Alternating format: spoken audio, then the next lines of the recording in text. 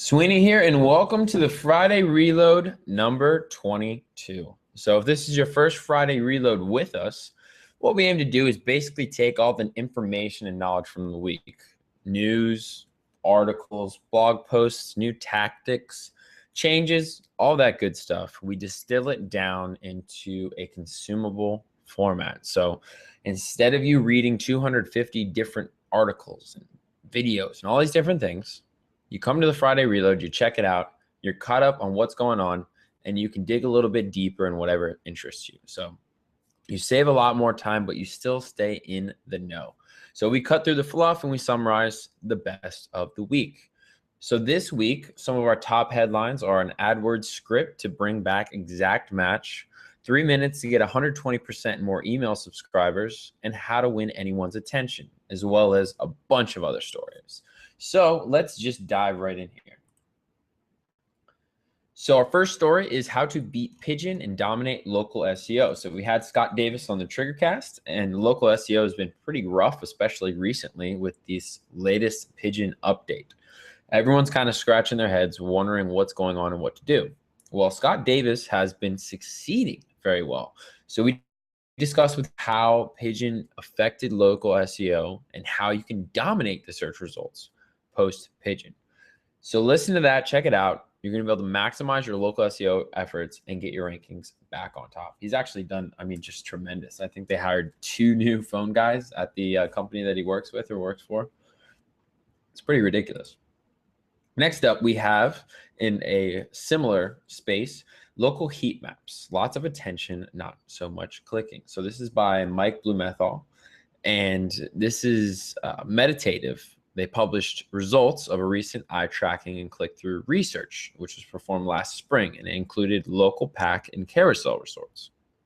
Now, they discuss the local implications in a blog post today. Basically, to summarize it, local packs get attention, they get eyeballs, but they don't always get the clicks. So when Mike goes further, he has another post here, which is, let me see if I can find it right down here.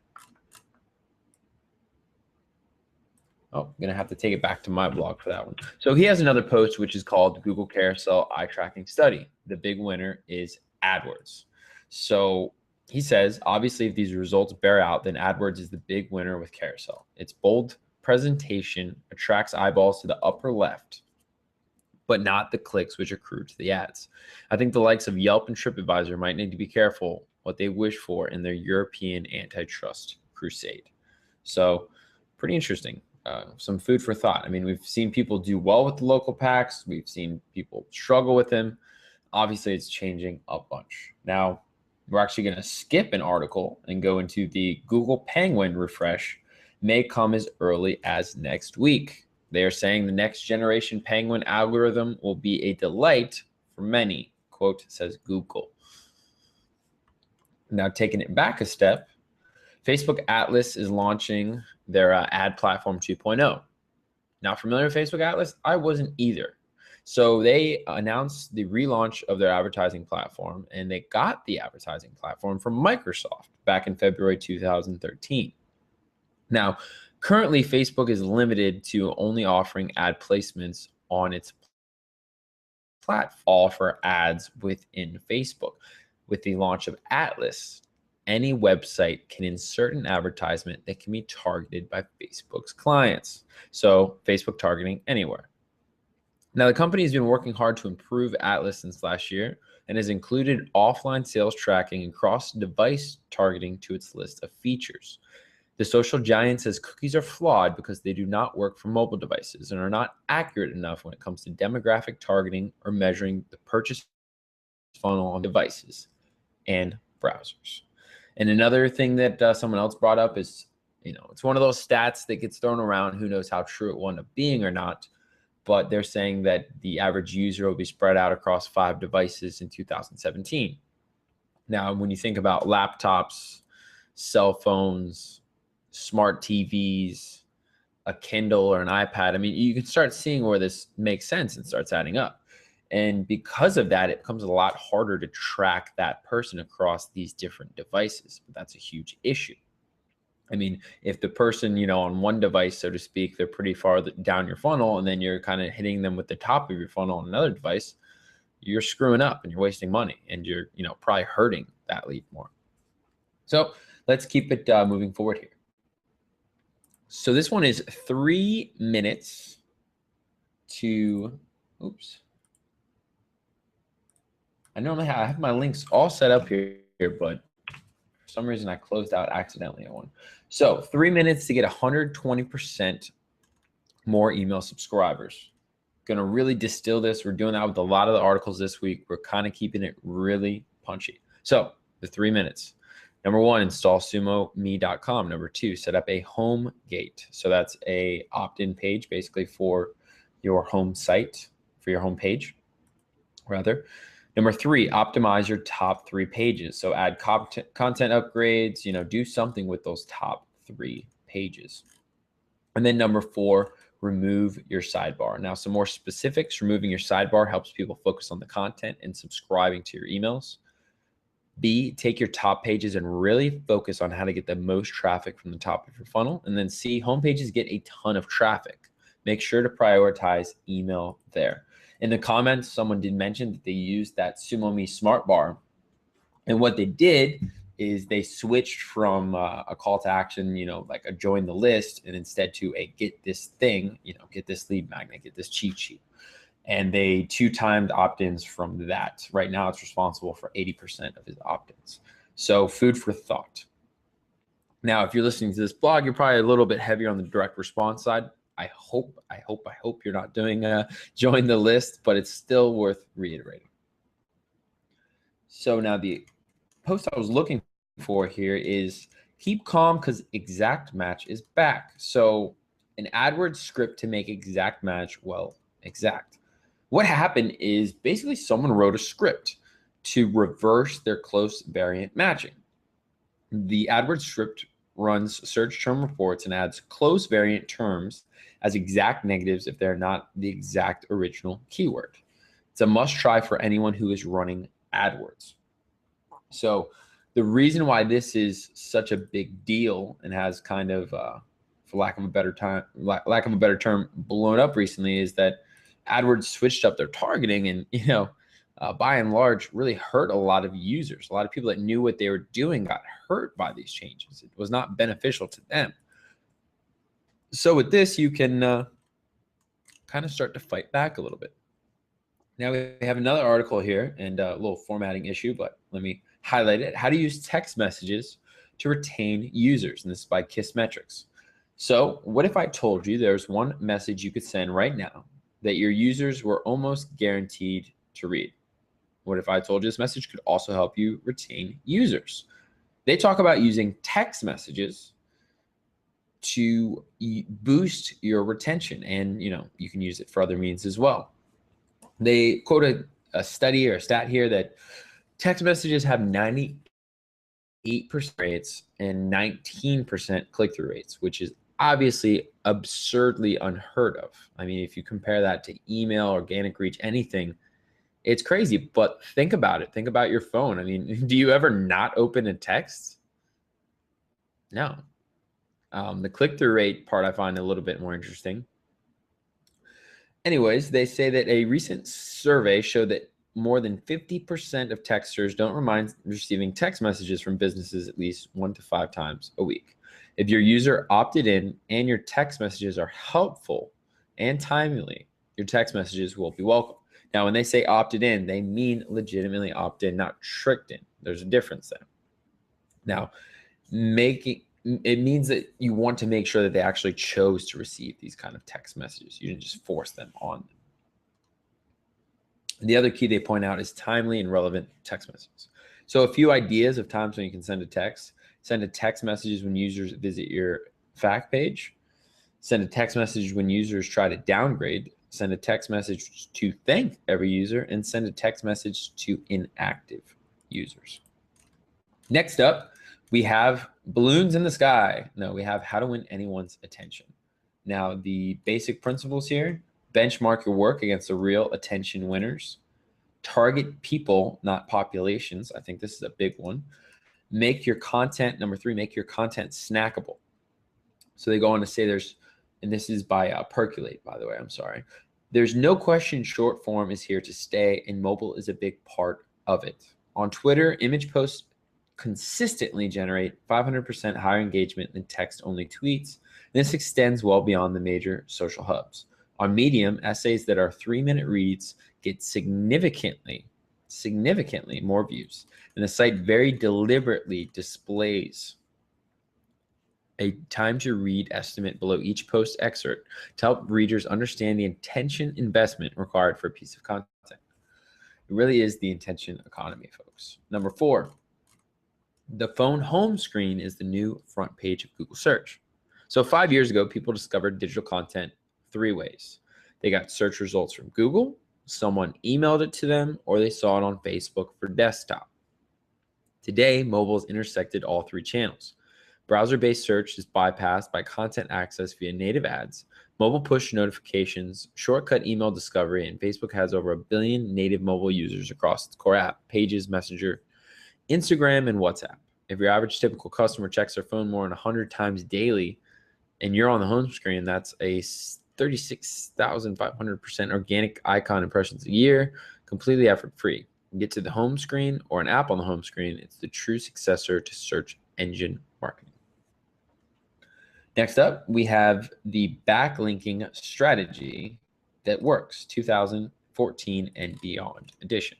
So Brian Dean from backlinko.com jumps on Smart Passive Income and breaks down everything for you in this ridiculously detailed step-by-step instructions of what's working for him with backlinking. Now, he did a post similar to this back in 2002.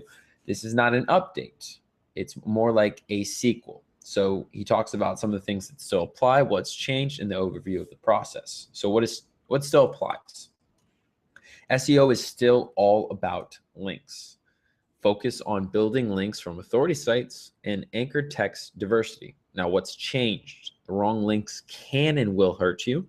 Relevance is the new PR, and zero in on editorial links. Now, let me scroll down here and read to you a little bit about the relevance part, because that is definitely a more recent thing. So a few years back, SEO blogger James Norquay ran into an ex-Google employee that used to work in the uber secretive search quality department. James pulled him aside and grilled him about Google's super secret algorithm. One interesting quote popped out of the ex-Googler's mouth. Getting a link from a high PR page used to always be valuable. Today, it's more the relevance of the site's theme in regards to yours. Relevance is the new PR. So a relevant link has a lot more ranking power than a link from an irrelevant site, even if they both have the same page rank. Food for thought. Now, the basic overview of his process is find a proven topic, create one awesome resource around that topic, reach out and get your links. Next up, we have something that's kind of similar to, just kind of how search is moving, how user intent will forever inform successful keyword strategies. Now, this is something Scott Davis actually brought up and had mentioned. Part of what he'd mentioned in the hotel industry. So there is, I believe it's jacuzzi and whirlpool, something to that effect. And it's kind of like Kleenex and tissues, right? One of them is branded, but commonly referred to as, Kleenex are tissues. So you could say, hey, can you pass me a Kleenex? And you might just mean pass me a tissue. So when people search for, hot tubs, for example, they might search for whirlpool, jacuzzi, what have you. Even if you don't use that term, if you're using the hot tub lingo, Google knows that they're looking for hot tub, regardless of what it's worded. I hope that kind of makes sense. So forget trying to keep up with the thousands of algorithm changes that happen every year. Focus on what really matters and you're golden. So the user intent of a keyword is the goal of the user typing the search query, and it typically falls into 3 categories: do something, know something, or go somewhere. In fact, there's often more than one intent per query. Now, content written for user intent wins the day and keeps those coveted high rankings. Next up, 3 things that beginning conversion optimizers completely miss the mark on. Once again, we are kind of moving fast with a lot of different stories, but all these stories are great. And generally have really good content behind them. So if anything jumps out at you, go read the original story unless you got what you needed. So this one has a lot of good pictures, comparisons, photos, but I just want to hit on the top of the head. So the three things that beginning conversion optimizers completely miss the mark on: number one, they're missing a logical thought sequence. Number two, beginning optimizers don't understand how their target demographic use the internet. And number three, beginning optimizers include things that don't push a conversion goal. Next up, we have how successful marketers use Pinterest to drive conversions and how you can too. Now, I'm going to take a stab here and say most of the people listening to this podcast probably don't currently use Pinterest, whether for marketing or for themselves. But a lot of these strategies are good for, I would say, quote unquote, social media in general. So your Twitters, your YouTubes, your Instagrams, Facebook before, reach really died off. And this is more how to kind of leverage that space. So number one, delight followers and promote campaigns with contests. Number two, leverage user-generated content for powerful social proof. Number three, collaborate with influencers in your space to help generate buzz. Number four, surprise referral traffic from Pinterest with a discount. Number five, create desire by providing an exclusive offer for Pinterest users. Next up, this one is Smart Passive Income. Again, how to scale up your service-based business with Josh Shipp. So this is actually a podcast, which sometimes do make it, but usually we don't focus too much on podcasts in the Friday Reload. Sometimes they'll fit in the honorable mentions.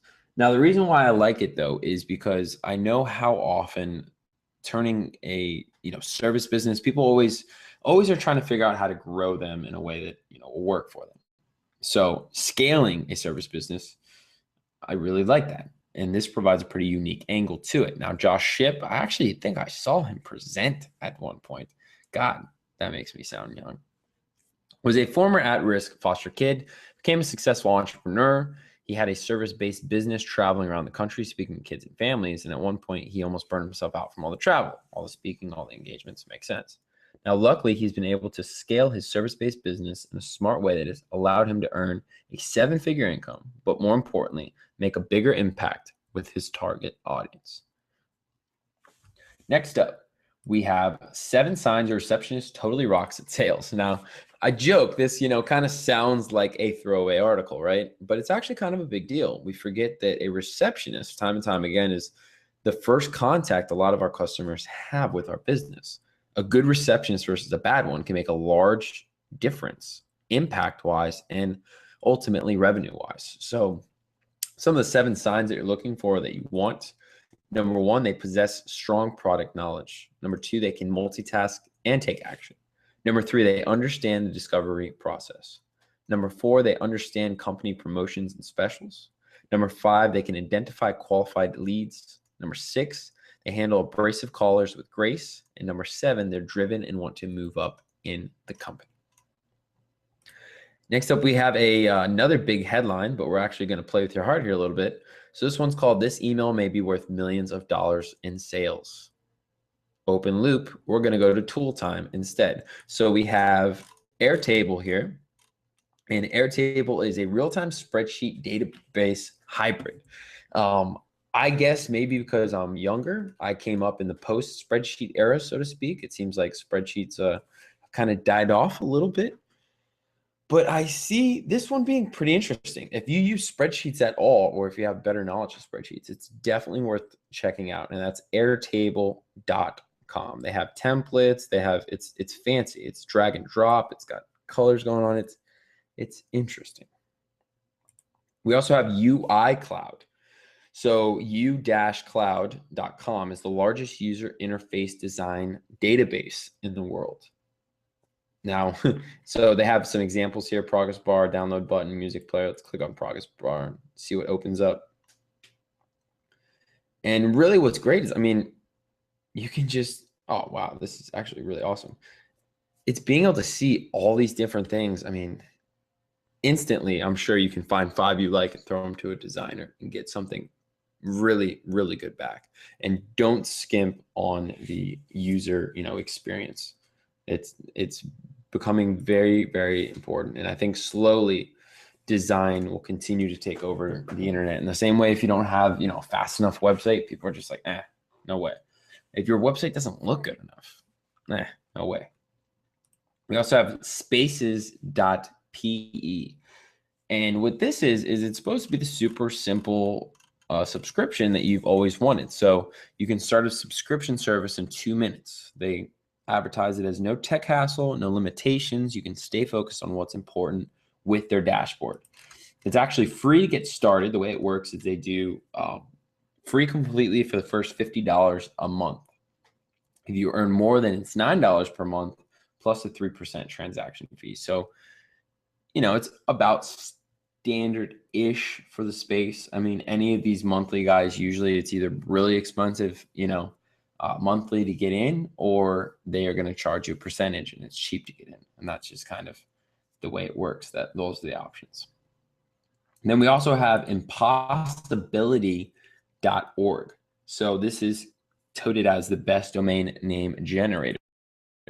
Now, I like this because you can also use it for headlines and product names. You can kind of add, adjectives and such. So you can add adjectives, verbs, and nouns.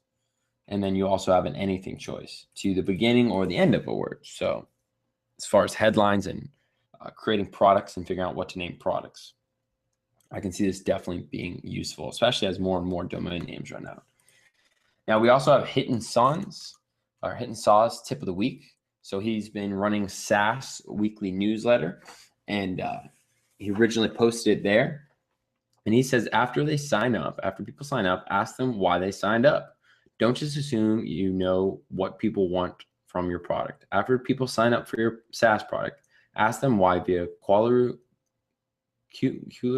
yeah, I think it's actually Qualaroo, survey, an email, or on the phone during a sales call. You get to learn what people want regardless of what you think they want.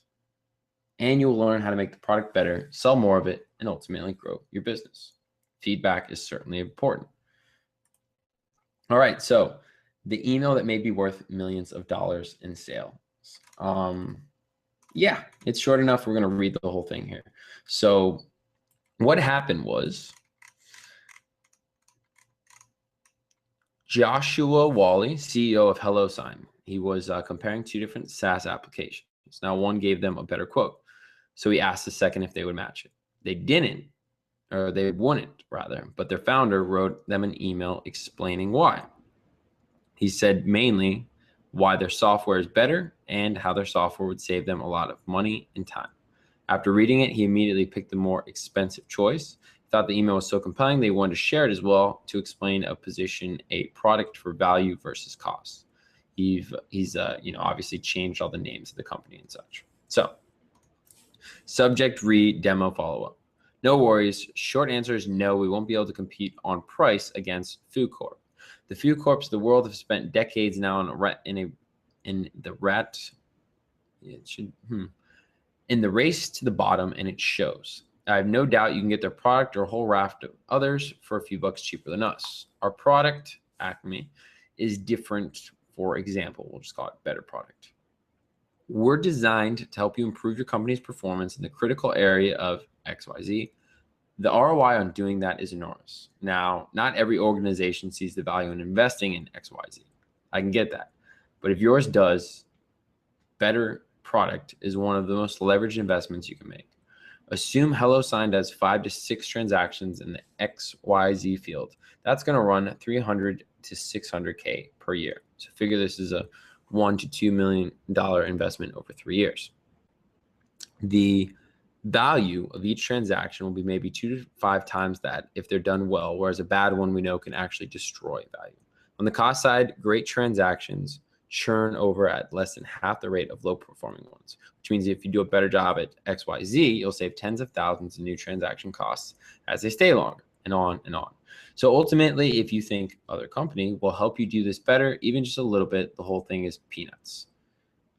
This is supposed to be better products. So this is them pitching it. The cost difference between our product and the others, even less. Look, Food Corp's customers are switching to us in droves because we're investing heavily in great customer service and innovation. Those things cost money, but as we see above, they drive tons of value, so the market is happy to pay. We'd love to have HelloSign on board as customer, and I'd be happy to have another chat with you or them if you think it would be useful. Let me know. So his point here is, instead of doing a price cut, it might be worth explaining why your product is worth more. This email will probably be worth millions of dollars over the lifetime of their company. Either way, he was right. The minor difference in price was worth it, and the product is amazing. So, hey, he got the sale. I mean, at the end of the day, right? That's what matters. He got the sale and he didn't drop his price. Pretty sexy. So lastly here, we have the honorable mentions and or Sunday reading. So a few of these links are a bit more deeper kind of reads rather than tactical. So the first one is WhatsApp used this pricing strategy to win, and you can too. Next is Copy Remix Profit, how YouTube Shapeways are inventing the future of copyright. Then every company is an experience company. And lastly, the tyranny of digital advertising. Now, as I warned you last week, this one was going to come out a little late. So thank you all for bearing with me. And as always, I hope you enjoyed the podcast. Feel free to reach out to me over at the Digital Trigger Twitter page at DigTrig. So that's DIGTRIG. We have something exciting finally coming for you. Should be Sunday morning. So look for that. Get excited. I'm actually extremely excited, though I might not show it. I just was in Vegas for the past 72 hours. And I really think you guys are going to like it. I mean, anyone that listens to this podcast, I really, really think you guys are going to like it. And I'm very excited to reach. It's something we've had in the works for a while. And like any project, when you want to do it right and you want to do it on a large scale, things get pushed back because you are trying to do it and do it well. So all that being said, if you guys aren't on the email list, head on over to digitaltriggers.io and make sure to sign up for our email list. You can click to the right there and get the top 10 revenue secrets, and that'll get you on the email list as well. And you'll be able to check that out and see what's coming Saturday and Sunday morning. If not, I will chat with you again, maybe this weekend, but most likely on Tuesday. So everyone enjoy your weekend. Have a good one. And I will catch you again very soon here.